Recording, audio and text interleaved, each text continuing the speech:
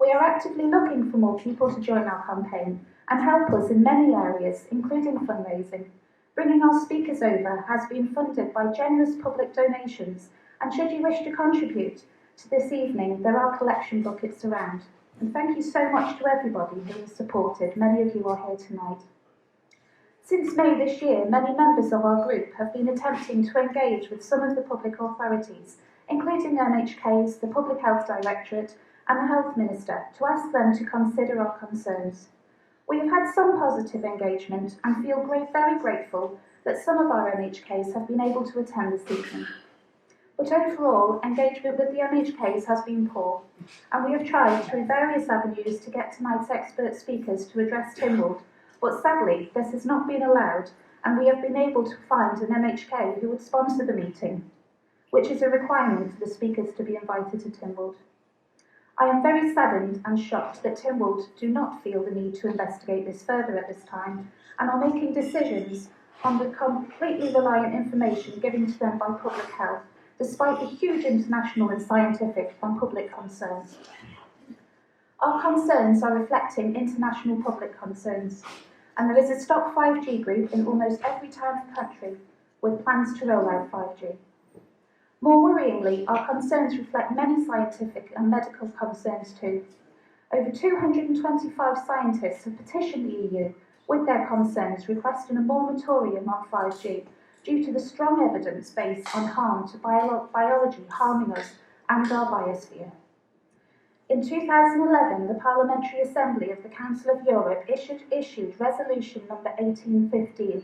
In this paper, it was recommended that the 47 European countries apply the precautionary principle to radio frequency and electromagnetic frequencies because of the potential serious health effects.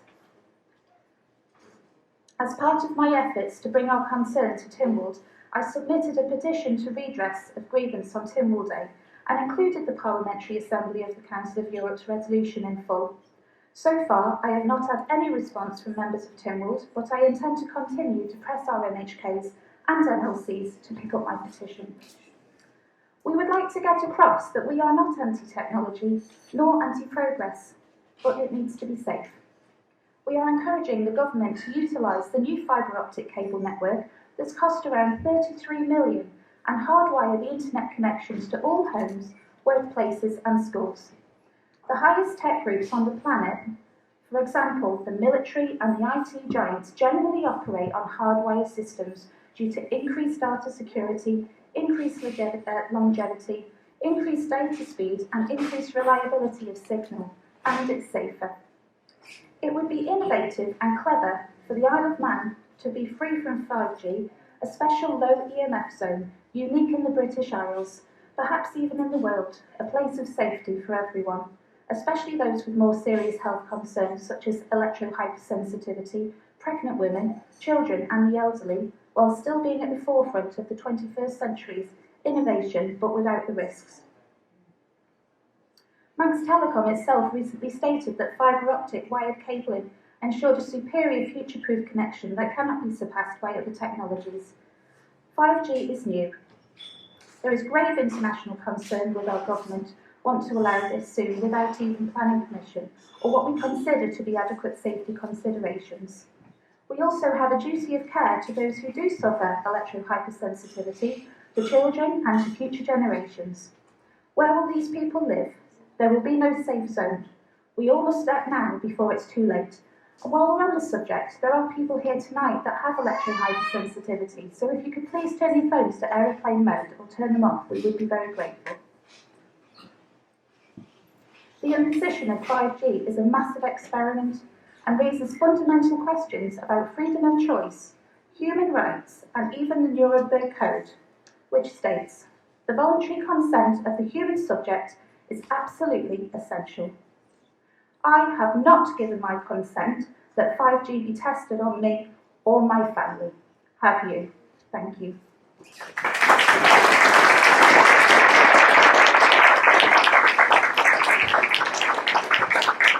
Thanks, Stephanie. I'll do a brief intro of each of our members of our panel, and then I'll invite them to speak in turn.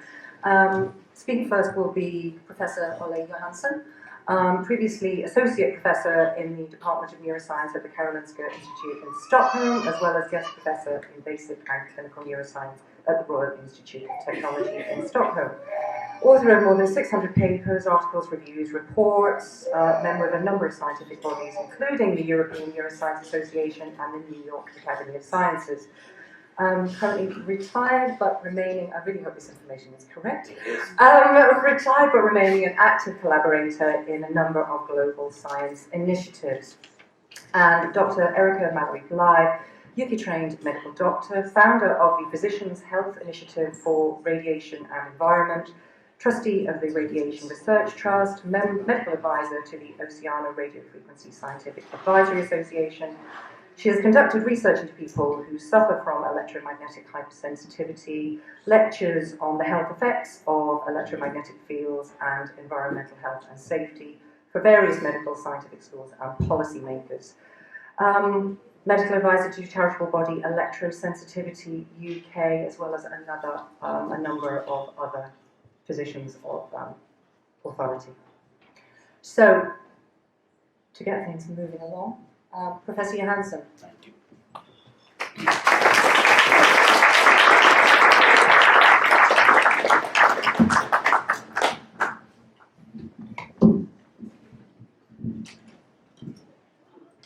Dear distinguished guests, ladies and gentlemen, actually I'm very nervous.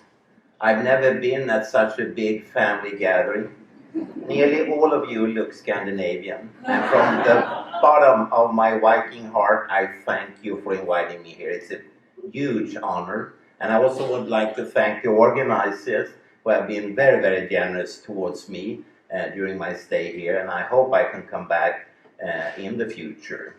I will lecture, and I need to cut down on my lecture because of time questions, but I will talk a little bit about adverse health effects of artificial electromagnetic fields, like from cell phone antennas, Wi-Fi routers, and future 5G Internet of Things. I will start by saying this. Tom Butler, who is a professor in Ireland, recently said that children are at growing risk of present and future ill health from wireless technology due to weak governments, captured government departments and agencies, corrupt institutions, a compliant press, and unethical or ignorant academics. I don't sense that here in the Isle of Man. I think you have a very, very positive potential future, and you might become one of the healthiest spots in the world. And of course, then you need to rethink the rollout of 5G as well as previous versions of wireless telecommunication as well as other electromagnetic fields of artificial nature. And I really salute you for that. It's a fantastic place to live in, and please keep it as such.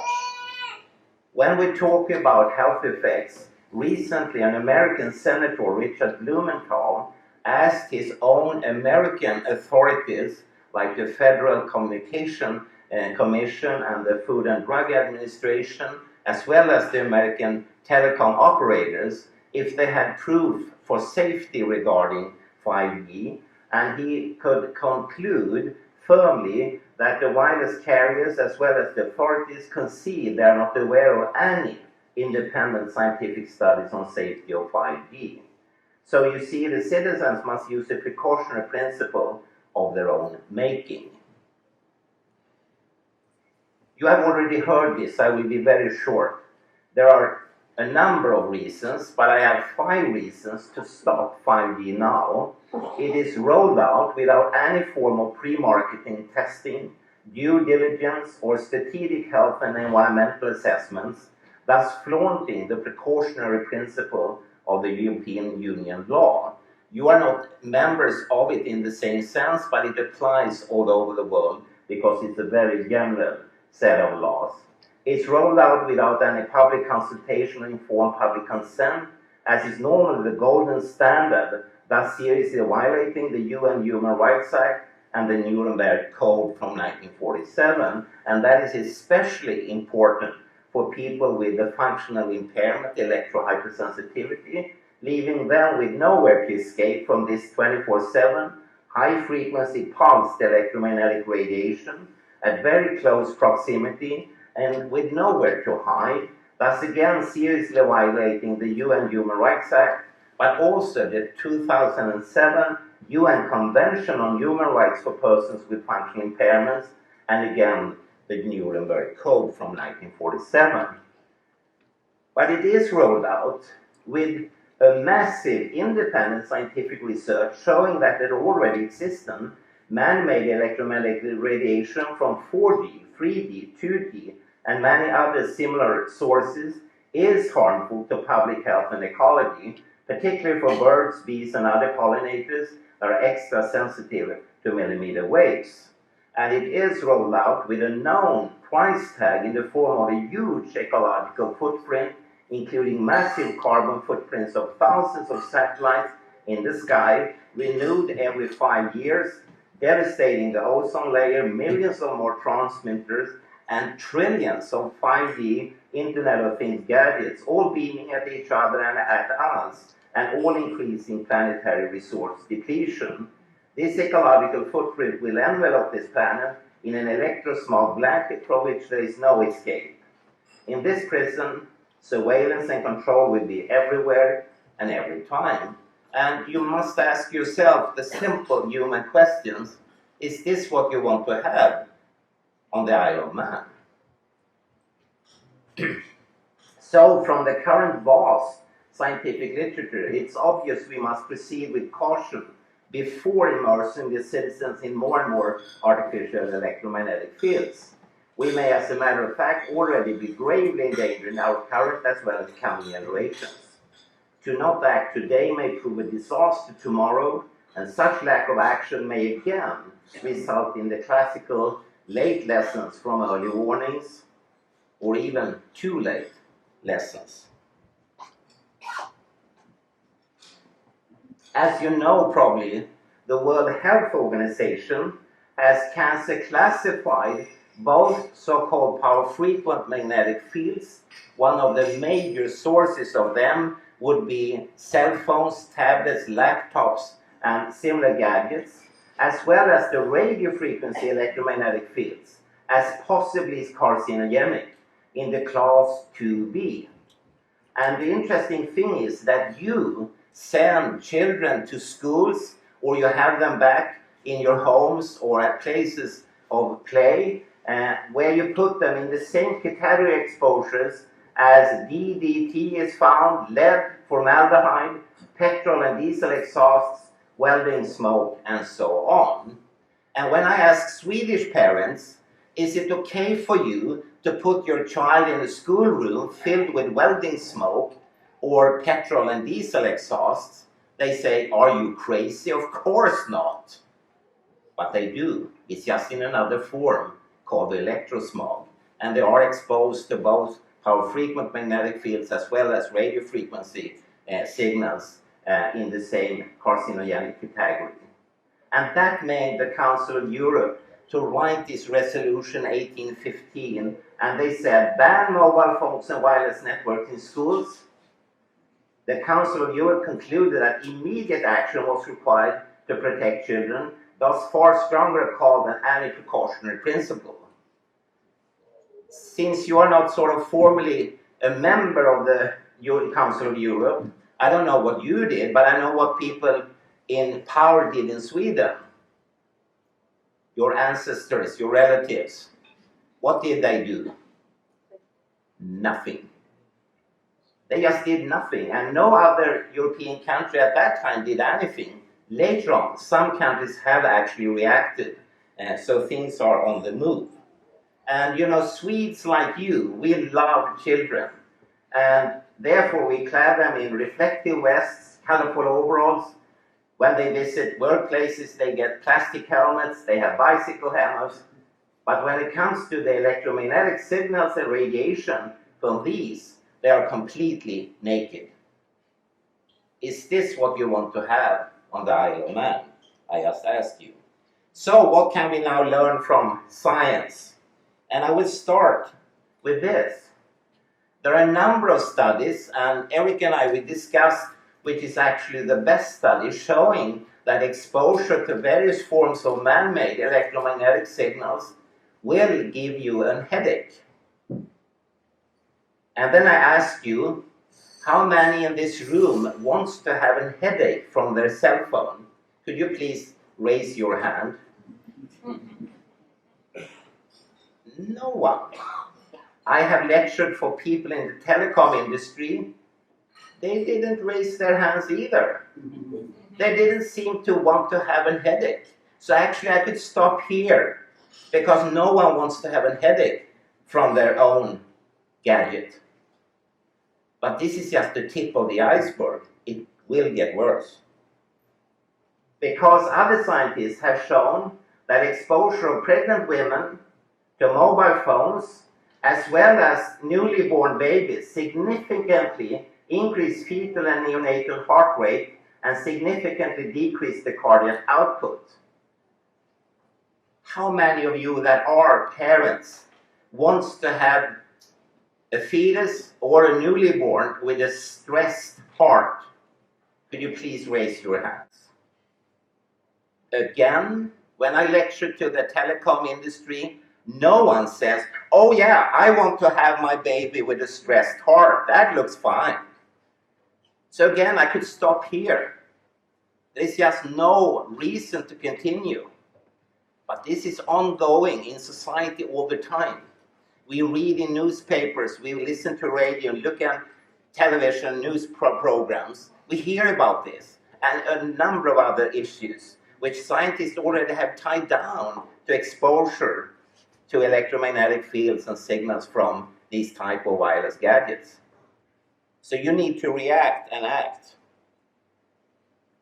Other scientists have said that, or not said, they have found that use of cell phones decrease the semen quality in men by decreasing the sperm count, motility, viability, and normal morphology. If you look around, like in Europe, the quality of sperms in males have gone like this. Do you want to have that? Is that fine with you? Both men and women, you should think twice about this. And this has been replicated, repeated many times. And other scientists have even shown that when you expose mice and look on the generations to follow, in the 5th generation, they became irreversibly infertile. That would mean here on the Isle of Man that your grandchildren cannot get any more babies at all because of something you did before 2019. This study is from 1997, and it went through something called double referee evaluation. And since I'm from the Karolinska Institute, I have had access to archives, and many Nobel Prize rewarded findings went through double referee evaluation because they were so sensational. So this is sensational. Or in Hollywood terms, this is scary. So please think twice before you go ahead with 5G and with the previous versions.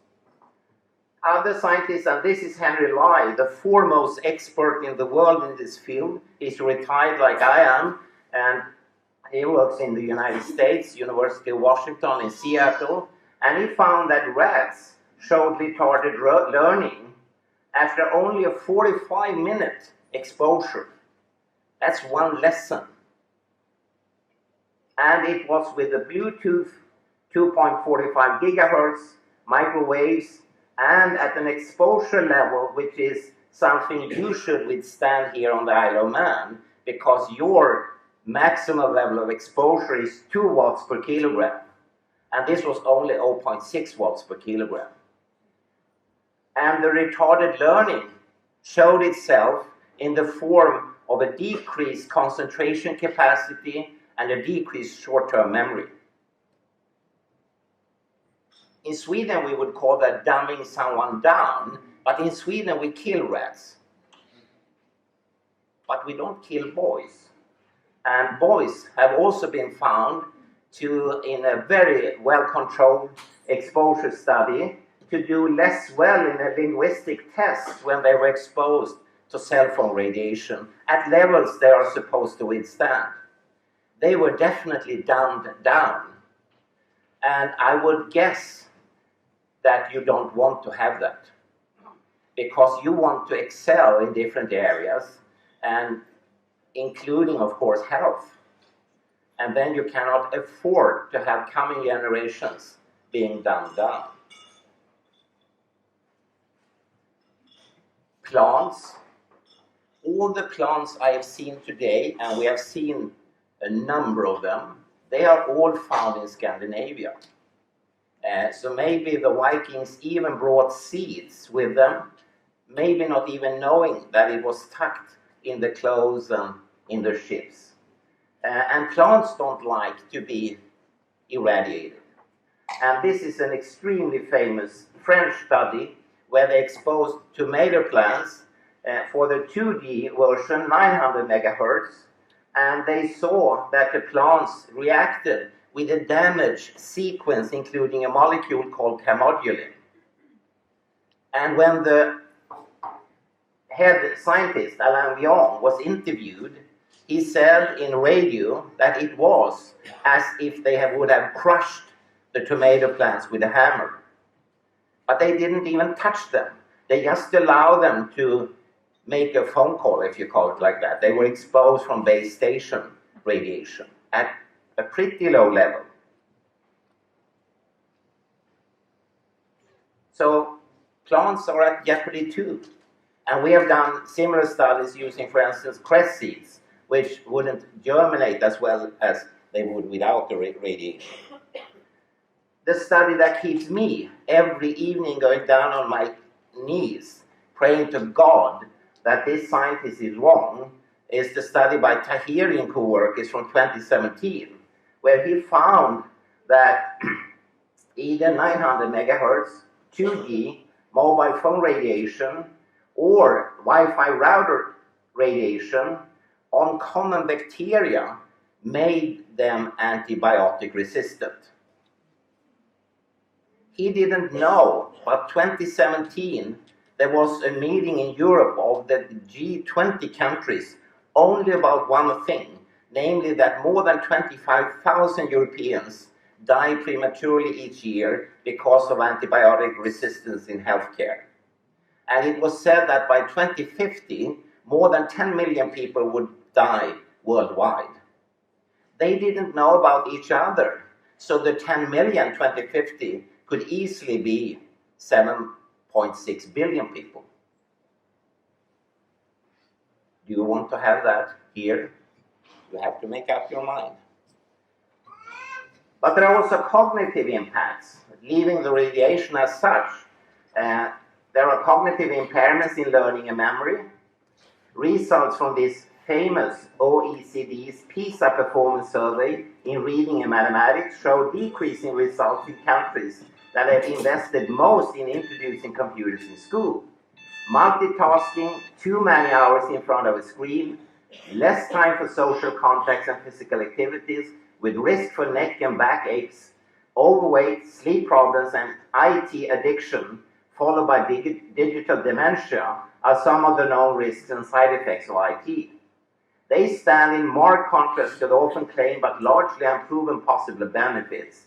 And the OECD says frequent use of computers in schools is more likely to be associated with lower results. And that is definitely the reason why children and teenagers in China are no longer allowed to be exposed to these gadgets. They have phased them out from schools and high schools because China has a very, very simple business idea.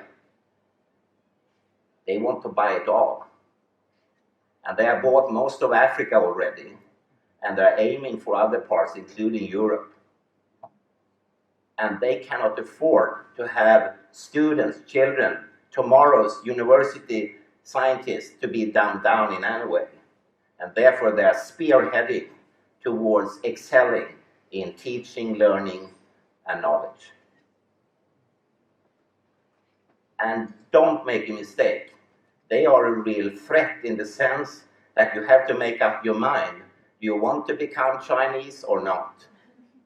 I don't mind. I love the People's Republic of China and Chinese, but you have to decide what you want. A very, very, very, very famous study is, of course, the so-called reflex study, showing a severe damage to the DNA molecules, the genomic material of your cell. And it's interesting because only 24-hour mobile phone exposure would damage the DNA in such a way so it will be fractionalized to small bits. And the bits would form like a tail, like a comet tail, and therefore the assay is called a comet assay. And after 24 hours, and the specific absorption rate, the maximal exposure was 1.3 watts per kilogram. And remember again, people living on the Isle of Man, you should withstand 2 watts per kilogram. So this is a safe radiation.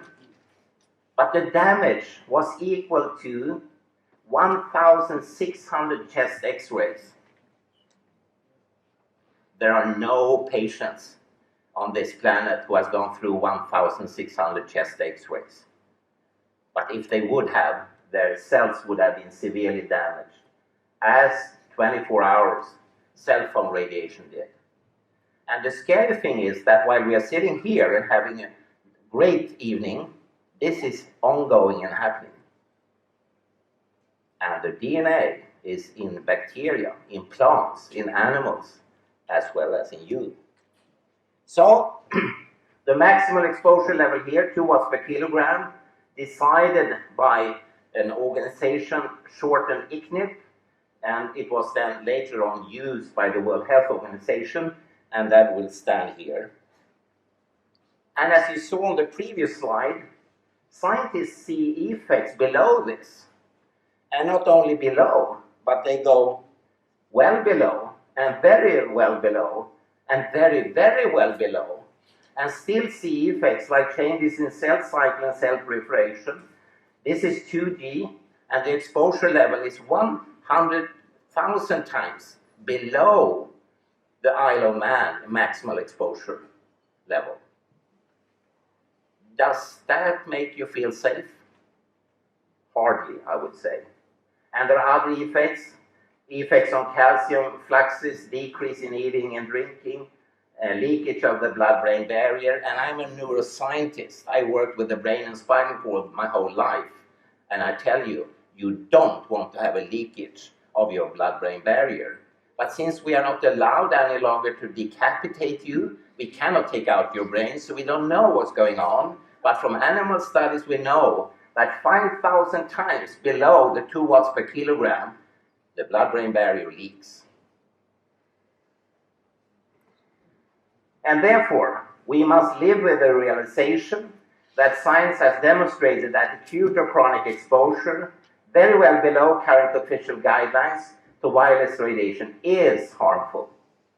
And the federal human exposure guidelines are decades out of date and are only concerned with one single 6 or 10 minute acute thermal exposure of a fluid-filled plastic doll in an otherwise radiation-free environment. Real-life, non-thermal events occur up to 100,000 times below these guidelines during constant 24/7 exposure load year after year. And children are more vulnerable to environmental exposures than adults. They depend on us to protect them, and the effects are much more devastating for society. If I would die now, Erica would have more space for her lecture, right? But no one else would care. I mean, Putin and Trump and whatever, they wouldn't start calling in between, oh, only Johansson died, you know, this is shaky. No one would care. But if children are harmed, that's another issue. Yes, exactly, yeah. And when it comes to guideline recommendations, this word is important in English. These are not matters of law. These are recommendations. So if you exceed the 2 watts per kilogram, you will not end up in jail. Actually, nothing will happen. And for the Isle of Man, and now we talk instead of specific absorption rate, something called power density. And you should withstand 9 million microwatts per square meter. And this is decided in 1998 and later on re-decided many times. But you can ask yourself, when the Vikings came here, or the last century, or 25 years ago, what was actually the natural background?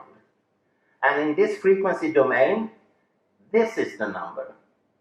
0.0 microwatts per square meter. This is the natural background during normal cosmic activities, proposed by myself in 1997 as a genuine, hygienic, safe limit. If you apply this to the Isle of Man, then you can sleep well and safely. And it will also protect your unique Manx cats here, and your plants, and your bacteria, and your sheep and cows, and so forth. You see, in 1997, I proposed this at the trade union meeting in Stockholm, and I could tell you a lot about that, but 1998, this official body came forward with this. And I promise you, I had to call a number of people asking them, do I misunderstand something here? This is a quintillion times higher than the natural background. That's a 1 with 18 zeros. A quintillion times higher. No, it's not possible. But it was, and I'm still surprised. If this is safe, then I tell you I'm a fish. It's no way safe. So finally, what are we doing about it, and what are others up to? Well, you are impressive. You are really doing something. You are meeting, you are thinking, you are contemplating, you are informing yourself, educating yourself, you are writing to your politicians, civil servants, and whatnot, and you have a very lively ongoing debate. And you just need to make up your mind what you want to have in the future. And the future starts now, actually. 1983, and you were not even born then, I coined this expression that was alluded to before. And I said, this is the largest full-scale experiment ever. What happens when we, 24 hours around the clock, wherever we are, allow ourselves and our children to be used as guinea pigs, whole body irradiated, at colossal exposure levels, or astronomical or biblical, you choose the word, for the rest of our lives. And you know, since you are my relatives, you really know this. Swedes, being one country in Scandinavia, we are famous because we are dull, boring. You know, hell is a place where Swedes are in charge of the entertainment. Right? We are dull and boring and very repetitive. We keep on nagging 24/7. And I have been nagging, and I've been all over the planet, circling over and over again, giving lectures, big situations, small rooms, and whatever. And you see the years have passed. And now we are at 2019. And I hope this is the last time I need to ask this question. Because I don't want to continue. I'm tired. I'm old. And it's really degrading me that people don't listen. Well, actually, some people do. Wait. Benevento, Italy, they did listen. It's a small town outside of Naples. And we wrote a resolution 2006 pointing to what you already heard. We need to use the precautionary principle. We need to inform the population of potential risks and limit cell phone and cordless phone use by young children and teenagers. As you see, 2006, Wi-Fi was not on the table. But 2010, in the London resolution, we repeated the need for precautionary principle. We proposed that children under 16 should use mobile phones and cordless phones for emergency calls only. No Wi-Fi, WiMAX or other forms of wireless networking are placed in homes, schools or public areas. That's the good thing to be an Ivy League professor. We can tell the world anything. And I also come from a democracy, so I decide what I would tell you. But some others have actually used the precautionary principle in real life. Countries such as France, Nigeria, Solomon Islands, Uganda, Malaysia, and so on. Cyprus. I think Erica will talk about Cyprus. But where are Isle of Man and Sweden in this? We don't have an advance of phones in schools. We should, if we want to compete with the People's Republic of China. And also, I have a huge prejudice. I thought for a long time that Sweden would come out faster than countries like Uganda, Solomon Islands, and Nigeria. But I was so wrong. We are still in the stables. We haven't even saddled up when it comes to these questions. So do not believe that mobile phones, iPads, or Wi-Fi are safe. They are not. And as you soon will see, the major players in our society already know it. Who are they? Well, I will show you. These gadgets and their electromagnetic fields interfere with normal brain function, learning and memory, fertility, cancer risks, and have been shown to shatter the DNA in cells. All of this can be found in peer-reviewed scientific journals, but until now has not been in the public domain. You know, there are huge databases around the world with different names, and I just picked one from Germany called the EMF portal. And if you would allow me to seriously go through it, spending 10 minutes on each relevant paper, and I would lecture 24/7 every day of the week, I would have to continue for 28 weeks. So if someone says there are no evidence for harm, they're just lying. I would even go so far, I would say there is no need for further research. And of course, Eric and I, we love to do scientific work, but I mean, the number of facts on the table is just overwhelming. And for me, it's just surprising that this whole body experiment is allowed to continue. But I talked about the major players, and who are they? And they have actually another precautionary principle. And they are the World Health Organization, the Radiation Protection Authorities, the telecom operators, hardly surprising, the telecom manufacturers, hardly surprising, and all insurance and reinsurance companies in the world. All of them have abandoned ship for the insurance industry more than 20 years ago.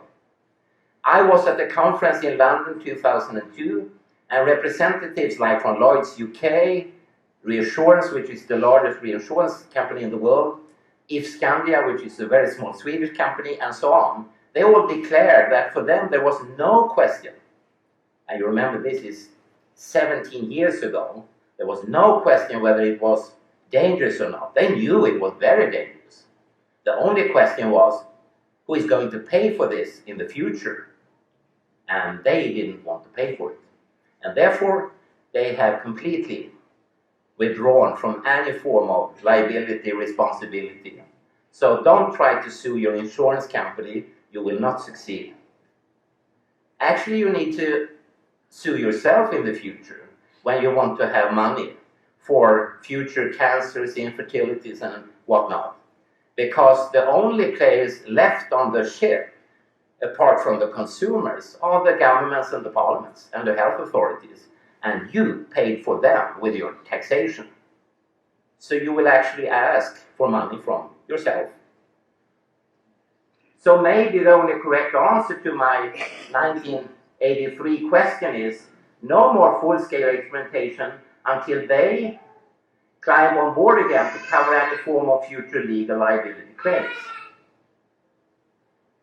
When will we see a moratorium based on the precautionary principle for the sake of humans, animals, plants, and bacteria, and for their and our common future? When will we all start listening? Take that message back home and realize with all the ongoing other issues. You know, I'm from Sweden. Sweden nowadays spells Greta Thunberg. We are in an environment, not just climate emergency, and we need holistic action based on joined-up thinking. That is solutions that will not cause new problems like 5G, which will devastate the planet in a new way. Thank you very much for actually listening. I honor you for it. Thank you.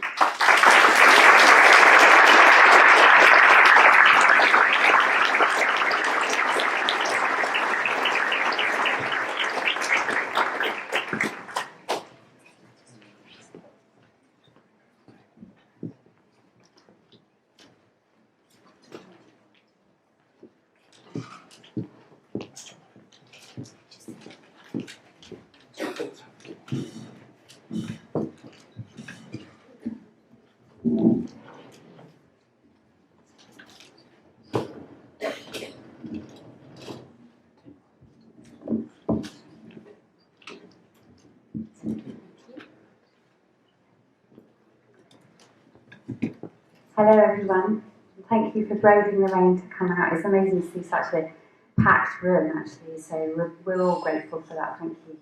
We've got less time this evening than we hoped we would have, so I'm going to give this presentation a little differently than I planned. And I'm going to skip through quite a lot of these slides because I think what's really important is that you guys get plenty of time to ask questions. I think that might be the most important part of this evening. So, my background is emergency trauma medicine, and I set up this group FIRE, Physicians' Health Initiative for Radiation and Environment, some years ago, to try and educate doctors on this very important new area of medicine because they have had zero training. So you'll find a lot of people are telling you in your daily lives, oh, I know all about it, it's fine. But actually, there's very few people who know anything about this new area of health. This just extends some of my other affiliations, which are various international boards, but you're welcome to ask me about that at the end. There's two questions I think we need to ask. Is this safe and is it sensible? And I hope between Ole's talk and my own that there'll be some answers to that at the end of this. A very quick overview of non-ionizing radiation. An introduction to 5G I'll explain. We'll talk very briefly about some of the higher frequencies that are proposed, some ethical concepts, and moving forward. So the electromagnetic spectrum is vast, and you all know that the ionizing portion does damage to cells via ionization, but for many years people told us all that the rest of the electromagnetic spectrum was biologically inert, that it couldn't do anything to affect your health, and that's utter rubbish. Every part of this spectrum can interfere with your health and biology, and many of you will already know that's the case because you will have heard loads about blue light in the media, and how blue light can alter your melatonin, etc., and can cause quite interesting changes to your biology. But we're going to focus on some of the microwave communication areas because this is what we're dealing with 5G. Now, there's been a huge change to the electromagnetic environment. Professor Johansson's right when he says this is increased in terms of signal strengths to up to 1 billion, that's technically a quintillion times. But it's not just the intensity. You can see there in green the natural background radiation, which dipped at around 1 gigahertz. So the frequencies that we're now adding are in what was a natural radio quiet zone. You can see how it is tilted up here and continues to escalate, and will escalate substantially further with the induction of 5G. And this kind of radiation, all of the radio frequency portion, is currently designated as a Group 2B possible human carcinogen. That was in 2011. What a lot of people don't realise is that in the years that have transpired since that time, that evidence for cancer induction, carcinogenicity, has got stronger, substantially stronger, to the point where experts all over the planet are now calling for this to be actually redesignated as a Group 1 known human carcinogen. That would put this up there with X-rays, tobacco smoke and asbestos. Now that assessment has not yet taken place. It's due to take place in 2 to 4 years, even though it's been designated high priority. But that may be after the rollout of 5G if you don't wait longer. The reason that call for a higher category is being asked for is because what held this back at that time from a higher category was supposedly lack of mechanistic data and animal studies to corroborate that evidence. Because we already knew then that this caused a higher incidence of certain types of brain tumour in humans that use their phones for longer. But they wanted to know, do we replicate that in animals when we expose animals to your mobile phones? And the answer to that is yes. The two largest studies that were ever conducted looking into this question were released and published last year, the National Toxicology Programme in the States and the Ramazzini Base Station study. Please do ask me questions about those at the end, because there's been a lot of media spin on the results of those, but they were actually extremely important. And the NTP published what they considered to be clear evidence, I quote, of carcinogenicity. The same tumour types were replicated. So, some very fast facts. Radiofrequency radiation can damage biology at what we call very low intensity non-thermal exposures. These are orders of magnitude below your current safety limits. The ICNRP limits, as you've already heard, they were designed to protect your tissue against heating and nothing else, none of these low intensity effects. And what makes it difficult to conduct studies to reliably predict outcomes here is that biological disruption is not linearly proportional to either the frequency or the intensity of radiation. You can actually get low intensity radiation in some studies showing worse biological interference than high intensity. And in addition to that, there are other issues about radiation that make it unpredictable and different in real life than it is in some laboratory studies. So cumulative exposures are very important, and those were not taken into account in your safety limits. But you guys are exposed 24 hours a day, 7 days a week right now, and nobody has ever looked at the human consequences of that. Information carrying content is very important, and this is especially important in the 5G debate, where more information is going to be carried. Because we know smooth sine waves are less biologically disruptive than sawtooth information carrying waves. And 5G is going to have very high pulsation, very high intensity waveform spikes, which will deliver a more hostile environment to biological tissues.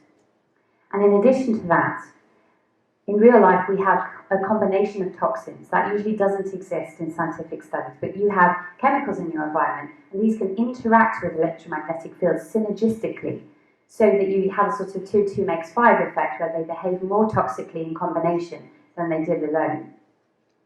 In addition, in real life, you have reflection of different surfaces, and this can cause multiple waves to overlap. You also have multiple devices doing the same thing. So you can get what we call constructive interference, where these waves can cause a much higher amplitude intensity spike. That can happen in the room or even inside your body. Because these are changing in time and space, you can't even measure that happening. And of course, in addition to that, we're not all like the routers that came off the production line. You guys are all different. Your age, your gender, your level of electromagnetic hypersensitivity, and underlying illness or comorbidity will all affect how strong and resilient or how vulnerable you are to the effects of this kind of radiation. That was not taken into account when they designated those safety limits. In terms of mechanisms, we're a reductionist society. We'd love to know how everything works. Even if we have clear evidence A causes B, we'd like to know how it happens. And I'm not going to go into detail about this, except to say that there are different mechanisms proposed, but again, this has been an area of the literature that's substantially filled in. This is one mechanism described by a number of scientists, including Dimitris J. Panagopoulos and Professor Martin Paul. Please do look up that evidence. But these kinds of fields can open what we call voltage-gated calcium channels. They sit in your cell membrane, and when EMF is exposed to those very sensitive ion channels, they allow ions to influx into the cells in higher concentrations than they should be there. This sets up a cycle of what we call nitrosative stress, but it can cause oxidative stress. So I'm going to tell you a couple of quick things about that. Oxidative stress causes aging or degeneration of your cells. And because it happens at a basic cellular level to multiple different cell types, that has effects on all your bodily systems. That means it can lead to a lot of different endpoints. Many of those endpoints are things you'll be familiar with because they're escalating dramatically in the public health forum. Neurodegenerative disorders like dementias. We're seeing dementias now in people in their 40s and 50s. Neurobehavioural disorders in children, which has become a very significant problem. Things like headaches, insomnia, cancers, escalating in our children. Now, mood disturbance, once upon a time, when put next to cancer, for example, might have been trivialised, but no longer can we trivialise mood disturbance because this has become a terminal illness for a substantial number of your children. It's overtaken many other causes of death, is one of the leading causes of death in 5 to 19-year-olds. Now, in terms of how strong oxidative stress is in the literature, we're an evidence-based society, and evidence is all important. And Professor Johansson's right, there are databases where you can look this up for yourself. There are over 27,000 studies in the EMF portal, and there are several thousand in the ORSAA database, which has got a smaller number, but perhaps more relevant to the kinds of questions that you would have. And when you look in these databases for EMF fields causing oxidative stress, you'll find that somewhere in excess of 80 and often 90% of the studies that have looked for oxidative stress have indeed found it. This is published in the Lancet Planetary Health last year. This was over 200 studies, 89% of them showed oxidative stress. And that's been repeated in many other review papers. So on the basis of this knowledge that we had a mechanism, we had the public health effects, we got this, the EMF call. Scientists from all over the world said, okay, we need biologically based safety standards. We need them actually based on the science to protect health. And what we got in return was the absolute opposite in the form of 5G. So it promises to connect us in every place, including from space. We've gone through the generations, but we want bigger, better, faster, more. Such low latencies that we could run, for example, autonomous vehicles. I don't know how long it takes to get from one end of your island to the other, but I'm not sure that you need a car to drive you there. And some of the differences to ensure that you can allow that with this massive data transfer is you need to use higher frequency ranges, and they don't penetrate very well. So to help them penetrate, you need to modulate them differently.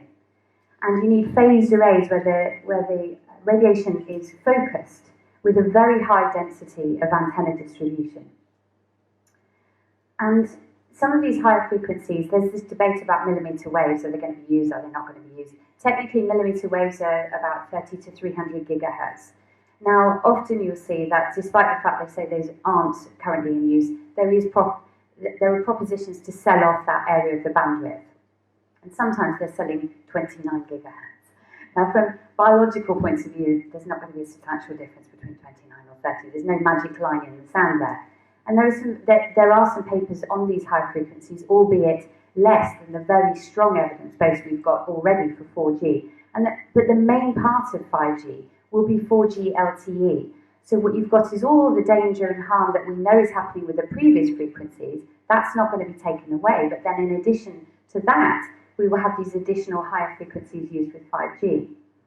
And this is a declassified paper from the USSR originally, declassified by the CIA, which just looks at some of the properties of millimeter waves and how those can interact with health. We don't have time to go through all of these, but they're important. These are both functional and structural changes to your very basic biology. And I want to highlight this, the very bottom of this report. The degree of unfavourable effect of millimeter waves depended on the duration of the radiation and the individual characteristics of the organism. That's saying that you guys are all different. You have different sensitivity levels.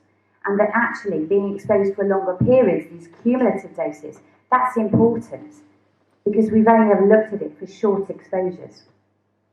But anything with a high surface area to volume ratio is going to be especially affected because the higher frequencies are very well absorbed on the surface. So pollinators will be certainly prejudicially affected, but even small humans, so children, have a higher surface area to volume ratio. This is a good paper by Arno Thielens et al., published last year, and they point out that between 3 to 370% increase in absorbed power once you get over about 6 gigahertz. Now 6 gigahertz isn't that high. I think that's well within the bandwidth that's proposed for 5G on this island. I also know that you have very specially healthy bees, and I think it might be a really fantastic thing to keep them that way. What happens with this is this paper showed you can induce dielectric heating, causing changes in behaviour, physiology and morphology of those creatures. Some people have said, well, these high frequencies absorb so well on the surface, maybe they won't go through clothing. But no, clothing acts as an impedance matching transformer. They go straight through that, and you can measure quite high SARs even through clothing. But what was especially important about this study, and quite a few others now, is we know things absorbed on the surface could be a very serious threat to the eye. And these rabbits developed changes in their epithelial and the stromal cells of the eye that was over short exposures, and it was reversible when you took the radiation away. But for longer exposures, we have no idea whether that would reverse or not. Very important paper by Ezra Neufeld and Niels Custer. This is important because what this tells you is that your present safety guidelines, which we, both Ole Johansen and myself, and many hundred other expert scientists believe are not protective of health, that actually even if you implement 5G within those safety guidelines, I quote from this, the peak to average ratio of 1,000 tolerated by these guidelines may lead to permanent tissue damage even after short exposures. That's if you keep it within those guidelines. We're not going to go through all the other properties that have been found with millimetre waves because I think Professor Johansen's touched on some of these already. And I realise we've presented quite a lot of science here, and not all of you will have scientific backgrounds, and some people feel very ill-equipped to look at two different scientific groups having an argument and know which one is correct, which I understand that. So know this, those of you who don't want to read the science. No insurance company that I'm aware of will insure against these problems, and they're risk analysts. This is their raison d'etre. If they won't pay money for something, it's because there's a very serious risk involved. And I just want to quote from the bottom paragraph. To allow for functional network coverage and increased capacity overall, more antennas will be needed, including acceptance of higher levels of electromagnetic radiation. In some jurisdictions, the rise of threshold values will require legal adaptation. Existing concerns regarding negative potential health effects from EMFs are only likely to increase. An uptick in liability claims could be a potential long-term consequence, and they're looking at an increased set of health claims in only 3 years' time. What kind of health claims? Well, there are so many different endpoints associated with this, as I've already mentioned. But one of those is glioblastoma multiforme. It's not a common tumour, it's quite rare, but it is increasing in the UK men-on population, as shown by this study last year. And it's incurable. It's usually fatal within 5 years. That's just the tip of the iceberg. The other health complaints, things like fertility problems, neurobehavioural disorders, neurodegenerative disorders, these things are far more common. Moving forward, well, it'd be nice to know who's accountable. I think that's very important. As earlier Hansen pointed out, if a child in the classroom gets a brain tumour from their exposure there, who is accountable for that? I think you need to be asking that question now. There's been no public consultation. There's been no risk assessment. Nobody has ever analysed what the use of these high frequencies on top of the already damaging frequencies will do. We don't know. Is there scientific objection? Yeah, hundreds of experts within this field have unified to try and warn you and to try to slow this down, to stop it, until the public understand what the science is actually saying and understand the evidence base. In the form of the 5G appeal, I've signed this. And what we point out in this is present levels are already toxic. We've been saying it for years. Harm to human and other biology is proven. In the scientific community, that is a very strong statement. Strong statement for strong science. Harm is evidenced well below the safety limits. 5G will substantially increase exposures. Damages include, and we could add more to that list. This is where we feel it's incredibly well evidenced. I'll give you a moment to just look down that list. And we know children are more vulnerable. So the Nuremberg Code. There are 10 points to the Nuremberg Code, and before I go through these, I'm just going to ask how much time we have left, because I don't want to overrun for you guys. Okay, so I think we have about 5 minutes, and I do think this is really important, so I'm just going to quickly flick through some of these points. Obviously, you have to consent voluntarily if you're going to be part of a scientific experiment. I do not like the use of the word experiment in this case, because it kind of implies to the public that we have no idea what will happen, it might all be fine. That's not how we feel. It's like saying, well, we're going to lay a toxin on toxin on toxin, and maybe they'll all cancel out and there'll be no toxic effect. That is highly unlikely. So it's not entirely an experiment. But it's got to yield fruitful results. Well, maybe it would if all of your health was very carefully analysed before, during, and after to see what happens. But that's not going to happen. So if you think you've become unwell, it might be very hard for you to prove that afterwards because nobody checked your health beforehand. So it's not really an experiment. The experiments should be done on animals first. Well, they absolutely have been. The two largest, most expensive studies ever conducted were done to see, do we corroborate the findings that this damages human health? And the answer was yes. Spectacularly yes. Clear evidence of yes, which is quite hard to get in some of these studies. No physical or mental suffering to be involved. Well, I don't know if there are people with electromagnetic hypersensitivity in the audience, but this is a physical condition that causes people instant symptoms in some cases that can become debilitating. We do have people claiming disability for this condition right now.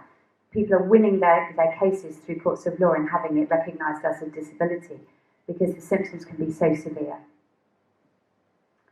There's got to be no risk of injury, disablement or death. Well, glioblastoma multiforme, we've just said, usually kills you within 5 years. And EHS is a disability for people in this current electromagnetic climate. The risk can't be greater than the importance of the problem. Well, when the risk includes death, I would ask you, what is the problem that you are so desperately trying to fix that you're willing to risk this level of biological damage in yourselves, in your children, etc.? Preparations will safeguard against injury or death. Well, the preparations that you've witnessed for mobile phones, for example, were honestly comical if it wasn't so tragic. But they tested your phone on Sam, who represents the 90th centile of military recruits, and then said that was safe for your child to use. That's absurd scientifically. But then we know now that those phones are actually exceeding the IGNAP guidelines. You can look up PhoneGate. This shows that 9 out of 10 smartphones are actually exceeding the current legal limit anyway. So that's the kind of preparation you've had for the technology that was really well prepared for. It's got to be conducted by scientifically qualified people. Well, I'd love to know who those people are. I don't know. The subject has got to have the right to stop the experiment. Well, I think you should find out if you have that right. If this is deployed, you may find you don't have that right. I don't know. The people in charge must stop the experiment if they see an untoward effect on the subject. Well, the problem is the experiment's been going on for years and we've definitely seen those untoward effects and nobody stopped it. They're escalating. So what we asked for the 5G appeal was very humble. We said, please can you just pause? Can you just take a breath and allow the thousands of published peer-reviewed papers that have investigated the subject of radio frequency radiation and health to actually be understood by the public? And can you allow the independent scientific community who are not making money out of this technology tell the public whether they think this is safe for themselves and their children? That's what we're asking for. Some politicians are getting on board. This is Céline Frémaux. The people of Brussels are not guinea pigs whose health I can sell at a profit. In terms of legal action, there are groups now offering no-win, no-fee coverage for legal cases for injury for Wi-Fi. Not 5G, just the previous Wi-Fi that you had. And this is how this unravels. Yes, in courts of law, people have won cases that their mobile phone did indeed cause their brain tumour. EHS, I said, has been recognised as a disability, and we have tumour cases now in the UK as well. Now, for conclusions, I think you may have a leaflet that I put together for my fire team, so I'm going to let you read that for the conclusions. And this was something called 5G 5 Facts. What we explain in this leaflet, and this has been endorsed by hundreds of scientists globally, RF can cause serious biological effects, including cancer, nervous system disruption, reproductive impairment, etc., etc. Children are more vulnerable. Animals and plants will also be affected. There's been no informed consent, and there are no safety limits currently actually protecting health. So this is my group FIRE. It stands for Physicians' Health Initiative for Radiation and Environment, and we have experts all over the world as part of this group. And the reason I put this, it's a registered charity umbrellaed by the Radiation Research Trust. And the reason I started this was to help educate medical doctors, who I think are really pivotal to moving forward. And the doctors that have started to understand and take an interest in this subject are horrified. But they are joining together with me in trying to inform the public and in making appeals to your policymakers to say, please, the state of science is undeniable. This is the wrong step forward. This is not progressive. Nothing can be called progressive when it damages your health. So thank you very much for your time. I hope you kept